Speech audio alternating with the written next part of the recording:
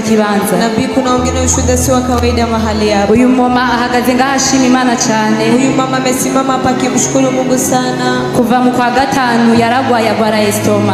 Kuanzia mwezi wa 5 aliumwa estoma. Akagwara n'umugongo na mgongo ukauma. Mu majambo makavuga yuko umubiri utarumerewe neza. Eti maneno machache mwili wake ulikuwa hauko vizuri. Afise umwana wiwe yaciye amutumira ngo azoze muri kino kibanza mu musengere. Yuko na mtoto wake ndiye amemuhalika aje mahali hapa mumuombee. Yaragiye ku bitaro byinshi bitandukanye baramuvura ariko ntacyo byigeze bimumarira. Alienda ku hospitali mengi tofauti wakamtibu lakini havikumfaidikia. Ariko yaje muri kino kibanza yizeye yuko Imana yanyiza kumugirira neza. Lakini amekuja mahali hapa akiamini kwamba Mungu Bwana atamtendea wema. Avuga yuko no gufungura cyari kibazo kubera ko nta apeti yaragifise. Anasema hata kula ilikuwa tatizo, alikuwa hana apeti. Ifana ya Coca yoyo ni yari kufatangura kugwara nigeze asubira kuyinwa. Eti kwanza anaanza kunywa soda ya Coca alikuwa hajaongeza tena kuyikunywa. Ariko umwanya yabivuze twaciye tugenda kugura ifana ya Coca. Lakini muda amesema tumeenda kununua hiyo soda ya Coca.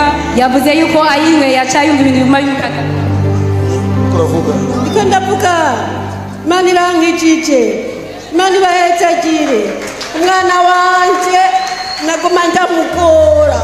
Akambwira ati mama we ni wapfa tuzosigara hehe. Nta muryango numwe dufise. None pfuye ubona tuzogira gute ingo ndagutware. Hata umubyeyi wacu akupfura nta kintu na kimwe azogusa. Ndiye ubasha bwo konyora inzoka na sikoropiyo ku mutwe. Ndamubwira mwana Jesse nzokira. Nagwaye imyaka myinshi sinogenda kugora bigisha. Nawe rero utaje ntavuye. Nzanicara hajya byanga ko maguruka nice hajya bikanga. Uno musi nahagurutse nazanye byose nziko nkira. Umugongo sinicara namarira ryahera amarira munandira nayo umunezero simbabana umugongo amaso ndayakize nzorya akakanu sinigera ndagakoza kumuntu naho natembera inzara yanyica sinafungura ibyo mbona byose byari bibi cyo mbonye bikanka none Imana irankijije umubyeyi wacu utari Joshua Imana imuhezagire. Amen. Umunsi uraho nararembye kubera twavuye ngaha tubwiye ati nimwumva mumerewe ukuntu muzore mvuga ngo Joshua mwijoro biranka nyuma y'amazi mutiya nsenga Joshua simpfe nyiza umwana wanje aravuga ati iryo zina nyene upfutse nzogukiza utugenge uzokira ubu nyene ngenda kize nta muganga nzosubirako. Oh yes. Mando. Nzokira ndakize.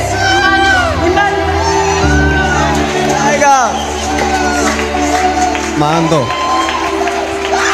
Imana ibahezagire ko ntapfuye kare ko ndababonye Imana ibahezagire. Jewe nacyo mfise notanga nzotamba mwishenge nzotazira icyo Imana yankoreye nzotazira hari ikintu Imana yankoreye ni nziza hari ikintu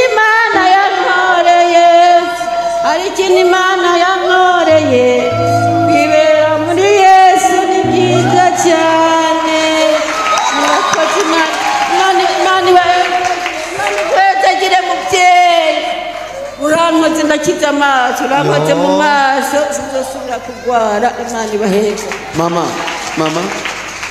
wakakanuni wa urukanywa mama akakakoka ulikuwa ukakunywa bose nta na hamwe yo mpembura avuga ati none tuguhiki ikintu cyanje mu ndari sitiro gusa none ni cyakuruciya ku makinge none nayihebye akabuye sinanywa akacayi sinarinywa nta kintu na kimwe nakoza mu nda nanjye mfise abantu nkatoranya ibyonjya byo mbonye bikananira nahisemo no kwipfira kuko ntacyo narinyimaze.